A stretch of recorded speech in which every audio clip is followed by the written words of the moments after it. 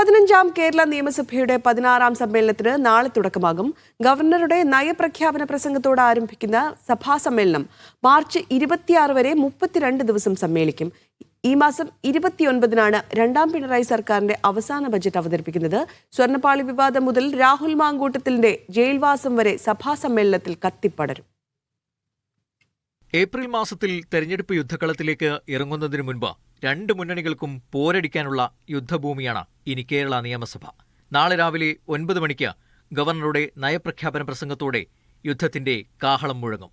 എന്നാൽ പിണറായി വിജയൻ നയിക്കുന്ന ഭരണപക്ഷവും വി.ഡി. സതീശൻ നയിക്കുന്ന പ്രതിപക്ഷവും യുദ്ധഭൂമിയിൽ ആയുധങ്ങളുമായി ഇറങ്ങാൻ 2 ദിവസം വൈകും.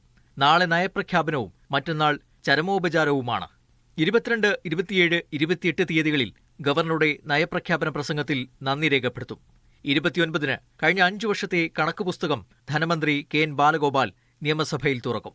നിയമസഭാ തെരഞ്ഞെടുപ്പിന് മുൻപുള്ള അവസാന ബജറ്റായതുകൊണ്ട് ധനപ്രതിസന്ധിക്കിടയിലും ജനങ്ങളുടെ മുഖത്ത് സന്തോഷം പകരുന്ന പ്രഖ്യാപനങ്ങളുണ്ടാകും.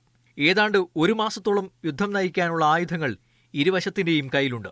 ഇരുതല മൂർച്ചയുള്ള സ്വർണ്ണപ്പാളി വിവാദമായിരിക്കും ആദ്യം സഭയിലെത്തുക.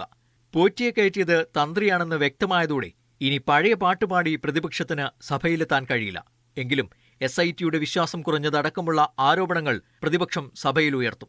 UDFന്റെ കാലത്താണ് തന്ത്രിക്ക് വാജിവാഹനം കൊടുത്തത് എന്ന പ്രതിരോധമായിരിക്കും സർക്കാർ തീർക്കുക. തദ്ദേശ തെരഞ്ഞെടുപ്പിലെ വിജയത്തിന്റെ ഊർജ്ജത്തിലാണ് പ്രതിപക്ഷം വരുന്നത്. എന്നാൽ കണക്കുകൾ നിരത്തി അതിന് പ്രതിരോധിക്കാനായിരിക്കും ട്രഷറി ബെഞ്ചിന്റെ തീരുമാനം. പുനർജനി പദ്ധതിയുമായി ബന്ധപ്പെട്ട വിജിലൻസിന്റെ CBI അന്വേഷണ ശുപാർശയും സഭയിൽ ബഹളത്തിന് ഇടയാക്കും. രാഹുൽ മാങ്കൂട്ടം വിഷയം നേതാക്കൾ പ്രസംഗങ്ങളിൽ പ്രതിപക്ഷത്തെ അടിക്കാനുള്ള വടിയാക്കും. ഐഷ പോറ്റി അടക്കമുള്ള CPM നേതാക്കൾ പാർട്ടി വിട്ടത് വെള്ളാപ്പള്ളിയുടെ തുടർച്ചയായ വർഗീയ വിദ്വേഷ പ്രസംഗം, വി.ഡി. സതീശനെതിരായ NSSന്റെ നിലപാട് എന്നിവ ചർച്ച ചെയ്യപ്പെട്ടേക്കും.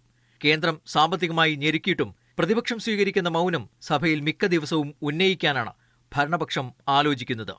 മീഡിയ 1, തിരുവനന്തപുരം.